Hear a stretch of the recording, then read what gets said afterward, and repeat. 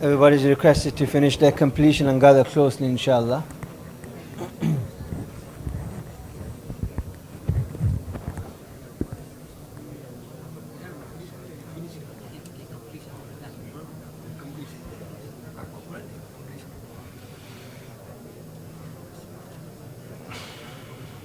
नहीं जाएगा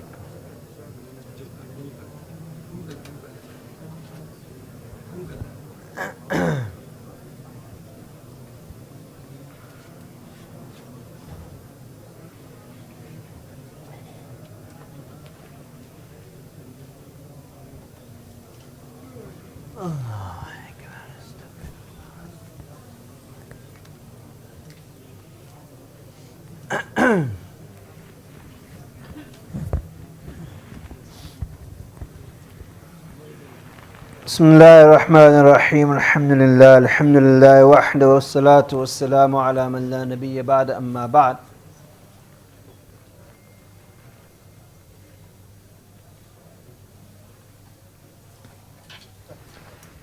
Dear respected brothers, elders, today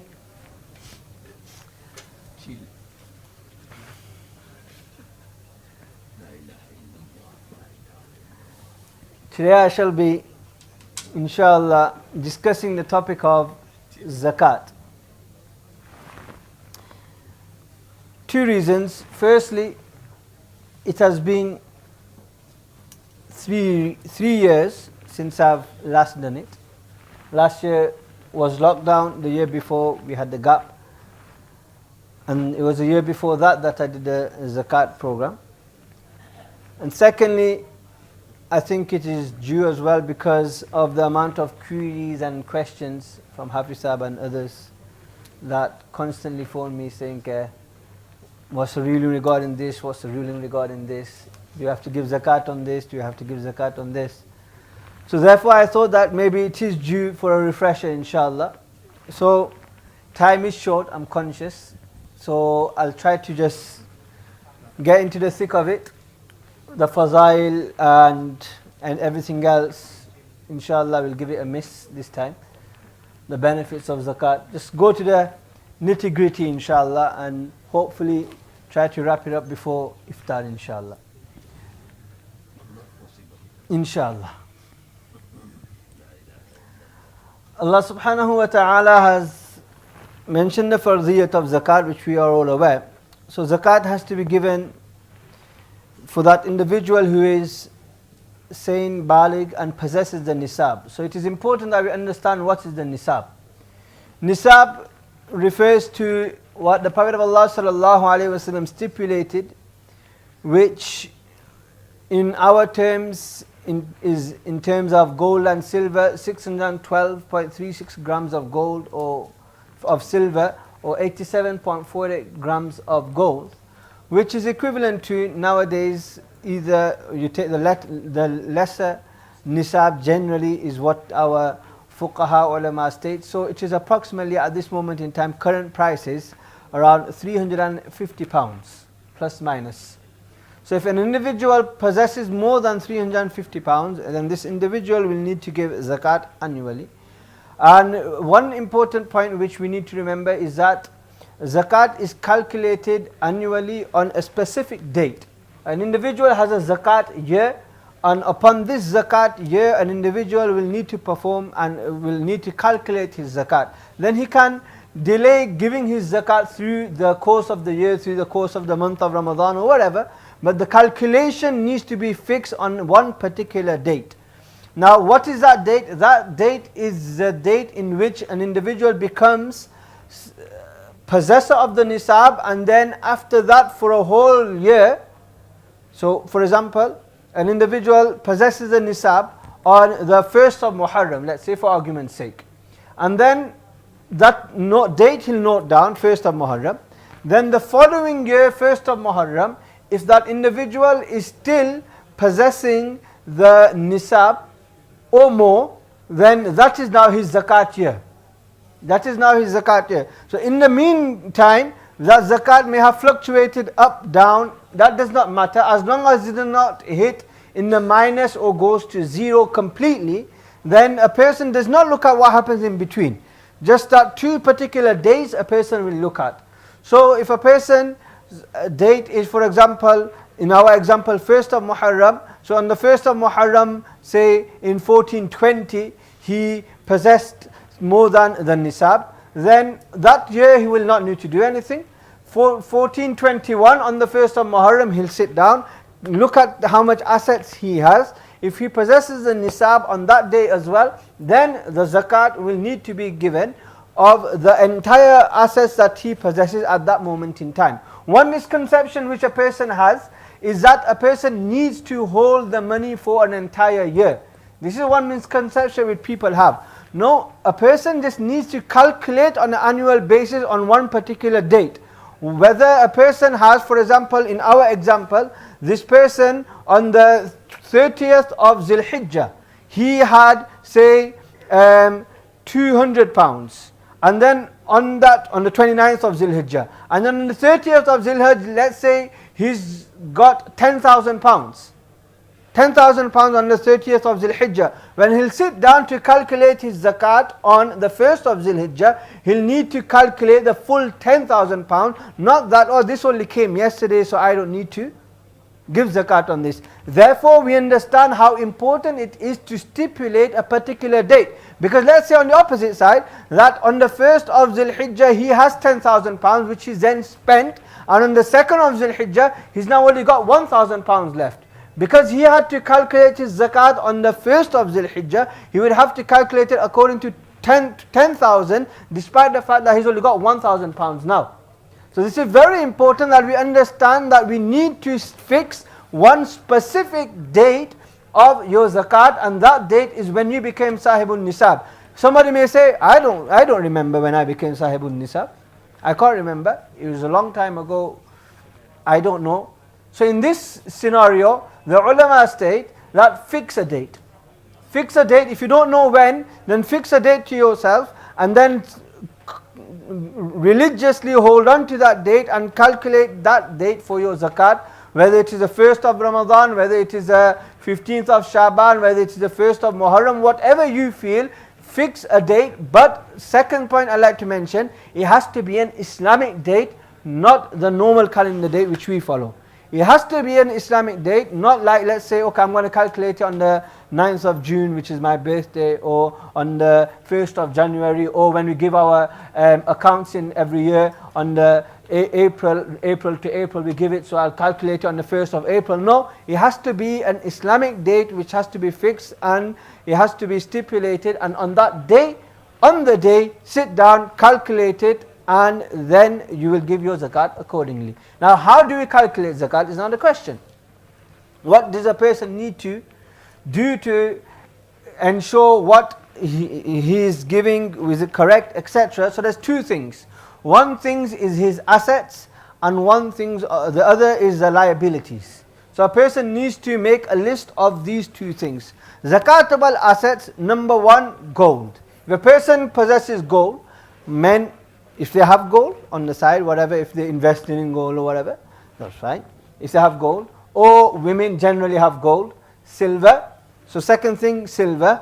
Third thing, cash. Any type of cash, whether it is at home, whether it is in the bank, whatever type of cash a person has, a person will need to include this inside their zakat as well. And similarly, business items, that will also be included in zakat. Business items. I'll come to that point a bit later. Other thing is agriculture, which does not really apply to us anyway. And shares will come into business items as well. Huh? Bitcoin, will come to those little nitty-gritties after, inshallah. So gold, silver, and cash. Main 3 things which generally everybody has. Cash generally. Gold, silver, women. Gold, silver, weight, and accordingly then work out, go online, just go on simple Google and type in gold price, and then you'll be able to find out how much today, at this moment in time, 1 gram of gold is. So you'll need to calculate it on your particular day. So find out how much 1 gram of gold is, weigh how much gold you have, and then times it by whatever grams, and accordingly then make a note of that. So for example, let's say for argument's sake, 1 gram of gold is £10 and a person has 10 grams, so they have £100 worth of gold. So they'll need to make a point of that £100 worth of gold. Secondly, silver, same concept, same thing. Go online, type price of silver, work it out, and accordingly make a note of that. Cash now, cash in hand. So whatever cash you've got in your pocket, whatever cash you've got at home, etc., hidden away stuff under the mattress or any other cupboard corners you may put your money in, include that. Cash in the bank, include that as well. Similarly, cash which you have given to somebody to borrow, that is your cash. Cash which you have given somebody to borrow. So for example, I have given Hafiz Usman £5,000. So when I'll sit down and say, okay, I've got 2,000 at home, I've got 5,000 in the bank, and I've got 5,000 which Hafiz Usman has got, I've given to Hafiz Usman. So I'll include that as well, £5,000. That is my money. That is a loan which I've given to somebody else. So that is classified as my own money. I will need to calculate that in my zakat also. So this also is included in your own cash. You can't offset onto him that, oh, he's got the money so he'll give it. He said, no, it's not my money, I've got to pay it back. So you will need to give that the zakat of that £5,000. And so that's cash done. The fourth thing is business. Business, if a person has a business, in terms of business, there's two things, two aspects to your business. One is your business assets and one is your business items. It's two different things. Business items and business assets or business stock. Business items refer to, for example, let's say I've got a takeaway. Okay, so if I've got a takeaway, then I've got my machinery, I've got my my fridge, my ovens, grills, etc. My actual shop takeaway, my tills. I've got delivery drivers, the vans, delivery vans.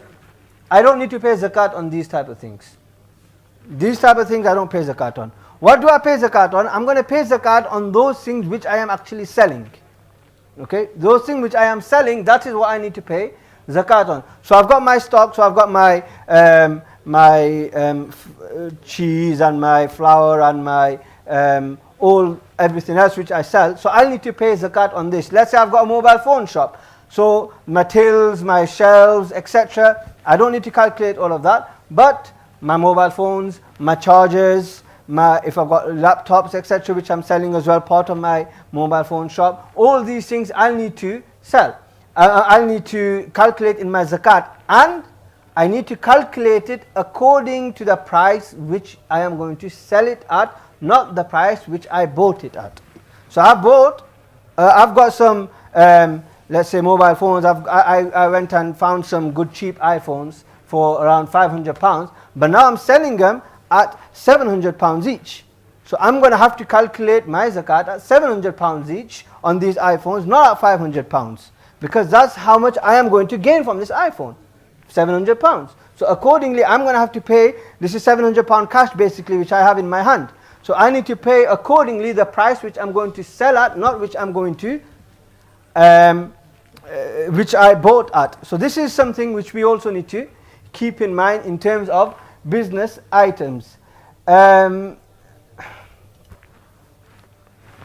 Besides this, you've got other things, pensions, which something a lot of people ask. Okay, so pensions, in regards to pensions, you've got two things. One is your fixed income pension, okay, which is non-voluntary, it is fixed from government or whatever, and you have no say in that. That you do not need to pay zakat on. Contribution pensions, voluntary pensions, which you've opted in, and you still have the choice to opt out. These pensions, firstly, you need to find out whether this pension is halal investment or not. You need to find out from your company where they're investing in. This is a question altogether, and this is another topic altogether which I don't want to go in. But that's one thing. Let's say, okay, your halal is pension, etc. The investment is perfectly fine. Then in this situation, because this is also an investment, then this will also be classified as a business. You will need to pay zakat on those, on that particular money which is accumulated in your pension account. This also needs to be calculated as part of your zakat. So you now made a list of all these things. I've got this, I've got this, I've got this, I've got this, I've got this, and you made a whole list of it. So these are now your zakatable assets which you've made. Now on the other side, I said you've got liabilities. Liabilities are basic anything which you owe other people. Any debts on your shoulder. So these debts now can be split into two groups. One is long-term debts, one are short-term debts. Okay, let's take the short-term debts first. So any short-term debts which you have, for the short-term debts means that any debt which you have given to, or which you owe, to somebody immediately, or which is between you and another individual, even if it's a long-term agreement between yourself and the individual, because it is not legally binding. For example, I've taken £5,000 from Hafiz Usman, and Hafiz Usman said that, oh, don't worry about it, you can pay me after 5 years. Hafiz said he's been feeling a bit generous, so he said you can pay me after 5 years. Okay? So this is an agreement between ourselves, but this agreement is not legally binding. So if Hafiz wishes, then he can say to me tomorrow that, look, I'm in need for that £5,000, please can you give it me at the end of the month. So I'll have to give that £5,000 back to him by the end of the month, before that. So because this is classified as a short-term debt, I am able to minus the entire lump sum from my zakatable assets. So just don't worry about that. Just make a list of the liability which you have. So I'll say, okay, Hafiz Usman, I need to pay £5,000. I've got £2,000 who I owe to this guy, I need to pay him. I've got something which I've just brought from the shop on credit, etc. And I need to pay that by the end of the month. So I can minus that as well.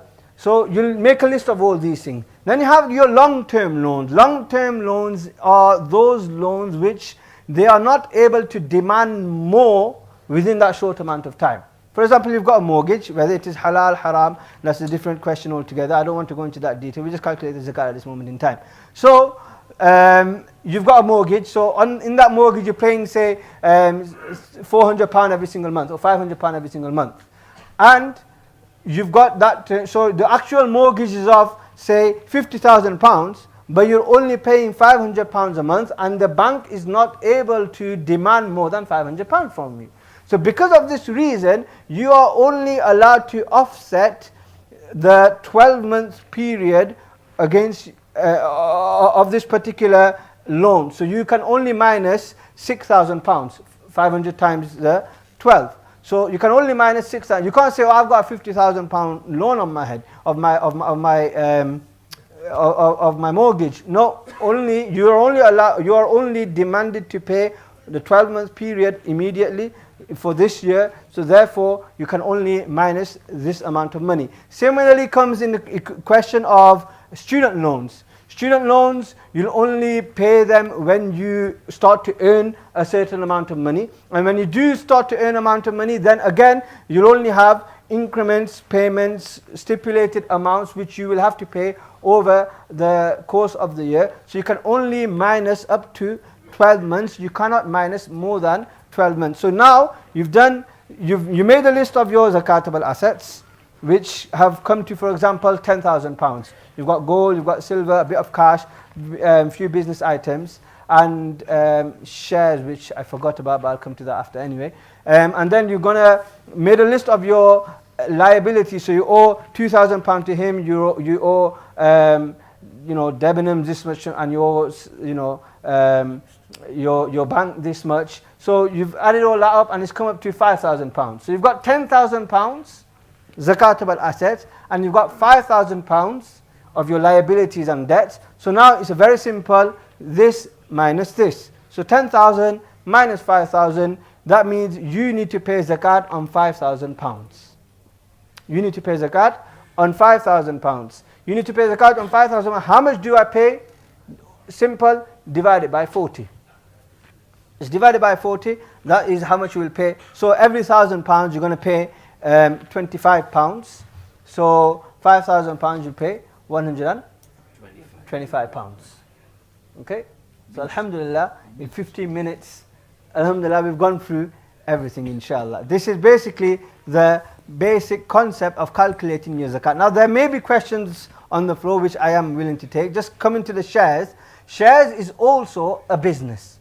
Okay, shares is also a business. Therefore, you will need to calculate your zakat on your shares. Now there's two ways of doing this. Because I said that on your business, you're only going to pay on your business stock, not on your business items such as your furniture and your building, etc. That is not part of the business. So therefore, that won't be included. So let's say you've got shares in a company, okay? I'm not going to say any company, but let's say you've got shares in a company, okay? You've got £5,000 worth of shares in that particular company. So one method of doing this is now finding out how much of that company is business items and how much of that company is business stock. And then accordingly say, okay, so for my £5,000, let's say 50% is business item, 50% is business stock. So for my £5,000 of shares, I only need to give zakat on £2,500. That is one way of doing it. But then you need to read the report, possibly even contact them, that find out how much, etc. So the easier way is that you just take the whole amount and say, okay, I've got £5,000 shares, so I'm just going to pay on the full £5,000. That is a more easier way, and you're only going to be giving more zakat, which is no harm, because inshallah you will get more reward in that anyway. There was one other thing which came to my mind and I've just forgotten. Khair.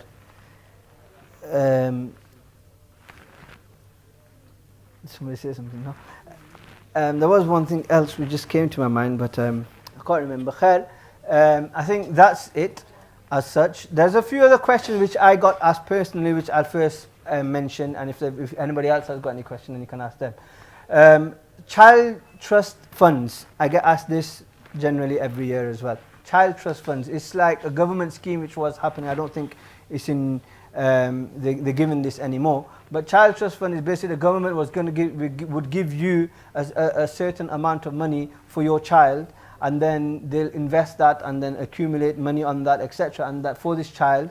And then when the child reaches the age of 18, then he'll be able to take out that particular amount. So child trust funds are zakatable. As soon as that child reaches the age of bulugh, then if it is according to the nisab or more, then he is sahibun nisab. So that first year obviously you'll give it a miss, because you have to wait till the following year, and thereafter on the following year, if they still obviously have that money, because they should do, because they're not able to withdraw it anyway, they will need to then pay zakat on that particular amount of money. Any question from anybody here? One thing is important regarding husband and wife. A lot of people say, oh, it's our money, it's our money, it's our money, it's our money. There's no such thing as our money. It's either your money or it's her money. Simple. Simple. There's no such thing as our money. Get this right. If it's our money, what does our money mean? It's mine and hers. So if I am to die, then whose is it? Because as soon as I die, whatever is my money, that will then, she'll have a share of my money and my children will have a share of my money. Similarly, if she dies, then I'll have a share of her money and my children will have a share of her money. So if it's our money, then how much of a share do I have of that, and how much will the children get? It's not defined. You need to, you may think that husband and wife, why? No, it needs to be defined, it needs to be clarified. If it's a joint account, is it 50-50? Is it a joint account, is it 60-40? Or is it just in name joint account, it's all mine or it's all hers, and that's it. Similarly with the house as well. This is another topic altogether regarding house, etc. This will then go into inheritance. I don't want to go into that. But basically define your assets. What is yours? What is hers? Define it very, very clearly. Everything from A to Z within the house. The cutlery in the house, is it yours, is it hers? The appliances, is it yours, is it hers? The house itself, is it yours, is it hers? Define it, because problems may occur possibly occur. The father, if the father-in-law is alive, the father-in-law's got a share. As in, when after she passes away, your father-in-law, or after you pass away, her father-in-law. Because the father has a share as well. So now he'll need to know as well that, okay, what was my daughter's, or what was my son's. So everything needs to be defined very, very clearly. Okay, so this is very, very important. What is yours? What is hers? Define it accordingly. She'll calculate her zakat. You calculate your zakat. If at this moment it's all jumbled up, okay, just calculate zakat as a whole at this moment in time. But then, as soon as possible, identify what are your assets, what are her assets. This is very, very important. I remember what I was going to say regarding the homes. Rental income of the house. So I've invested in loads of properties. I've got about 5 properties throughout Preston. So do I need to give zakat on this or not? So I'll only give zakat on the rent of this particular property. Okay, not on the actual property itself, because business item refers to that thing which I bought with the intention of selling. Okay, so let's say I've got my mobile phone and now I want a new phone, so I put my phone on eBay. Because I bought my phone without the intention of selling, I just bought it, but now it's old, I need a new phone, so now I put it on for sale. I do not calculate this as a business item, so I will not calculate this in my zakat. Business item refers to those things which I buy with the intention of selling. So because I bought these homes, not with the intention of selling, I bought them so that I can put them on rent and get income and generate income from the rent. So I will not need to pay zakat on the actual value of the house. I'll just need to pay zakat on the rent which comes from the house. Just if I bought properties to buy and sell. Sometimes people buy in India, they buy land and they say, okay, buy this land and then we'll sell it in about 5-10 years. So this now entire plot of land is a business item. The value of that land, you will need to pay zakat on the actual value of the land, not just the rent or whatever is coming from that particular piece of land. Inshallah. So I think I've covered most things, inshallah. If you have any questions, you can ask now or then you can ask later. Any questions from anybody? No?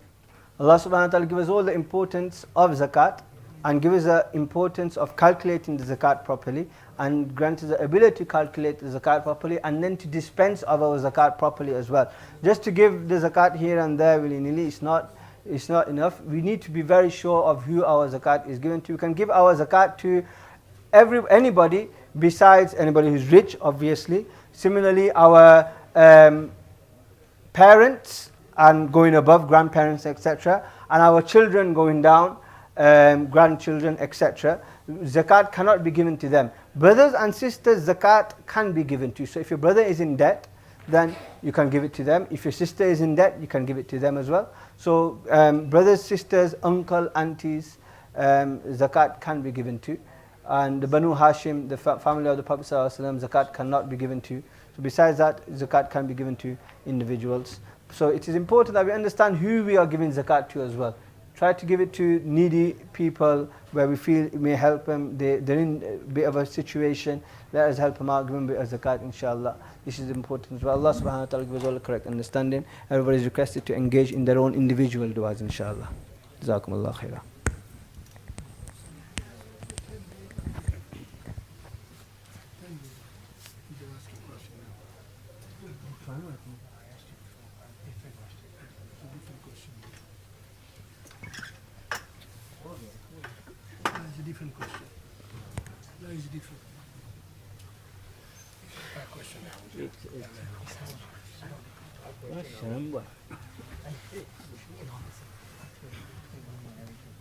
I think I'll charge after hours now for the separate questions. So, say you bought property, and the idea was, like you said, You're gonna sell it. we're going to sell it in 5 years' time, or whenever the time comes, You sell it. in the interim, which is the rent. So you only pay zakat on the rent. Because your intention was that you're going to sell it. Not now The intention is that you're going to sell it. so you have to pay. On the value of the property. Right? Nope. Okay, let's put it this way. Say you are on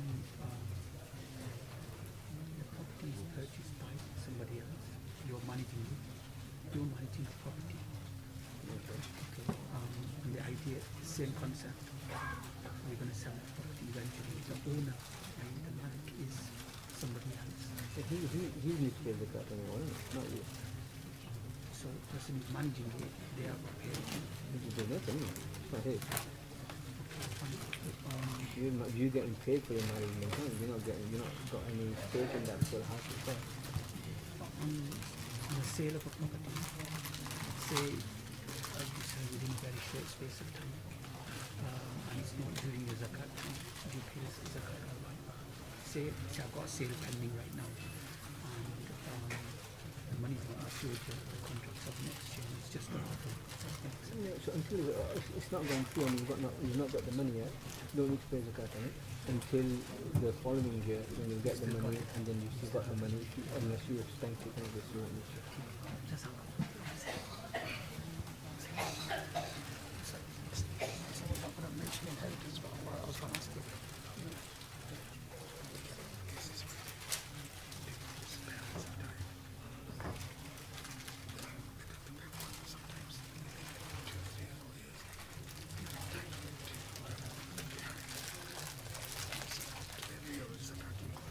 Zakat on the inheritance, if it's been distributed, like in the cash, etc. So that can be distributed. So when it's distributed, then you need to pay zakat. If it's not been distributed, then you don't need to pay on it yet.